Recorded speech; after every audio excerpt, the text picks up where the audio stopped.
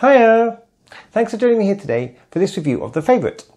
Now, The Favourite is directed by Yorgos Lanthimos. I don't know anything about him. I'm going to look up, some of his filmography, etc. afterwards.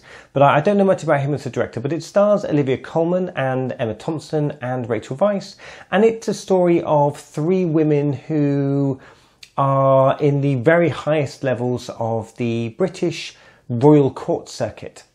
So we have Queen Anne, played by Olivia Colman, we have Rachel Weisz, who's playing the Duchess of Marlborough, and we have her cousin, the Duchess of Marlborough's cousin, played by Emma Stone, who's fallen on hard times and is seeking a way to re-elevate herself in society. It stars a couple of other people like Nicholas Hoult as well, who are playing, let's say, political figures from the time, either the leader of Parliament or leader of the opposition, and it's set around the time of the war against France, which was taking place for the most part in what we think of as modern day Germany. Now, I know a lot about this period based on history and stuff. I spent a lot of time around Blenheim Palace, which was the palace that was built for the Duke and Duchess of Marlborough, given to them and paid for by Queen Anne. So I'm quite familiar with a lot of the history that's behind this story, and this is telling, I guess, a really very personal take on a struggle for power and dominance between three strong female leads. Having said that, Queen Anne is, for the film, mostly quite weak physically and mentally.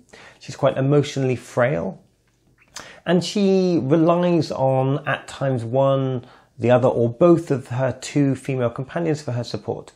And I thought this was a really interesting film. I've been taking a few days just to think about this one, because when I left the film, I really didn't know what to think of it. I really struggled with some of, let's say, how well the film gripped me. There were times during the film where I found myself being quite analytical about the film, not necessarily getting into the swing of things and maybe not enjoying everything that was happening on screen in front of me.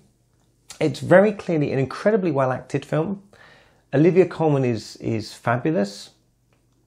Great supporting cast, really good strong acting throughout. It's interesting, it is thought-provoking and challenging, and it's a film that I haven't seen before. It's not a type of film that I've seen before on screen, and for that, I'm very glad I watched it.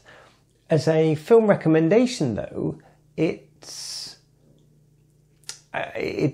feels to me like a film that is perhaps going to struggle to connect a little with an audience.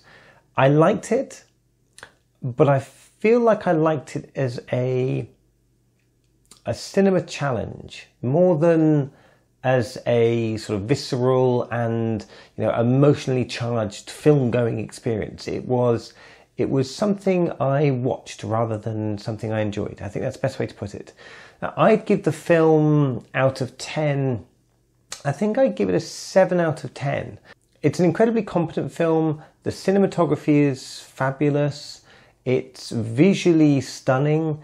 There are scenes which are unnerving. The music throughout the film, the score to the film, there are times when it's really kind of grating on you, deliberately so, and it's kind of plucking away at you and jarring to you, and I like that. The thing is, while watching it, I was conscious of it, and I was analysing it rather than, let's say, experiencing it. I think that's probably the best way to put it. It feels like it's a great film, but you can see the intellectual processes happening, or I felt I could see it happening, and I was more interested in them and how they worked rather than the film and the story itself. That's probably the best way to put it.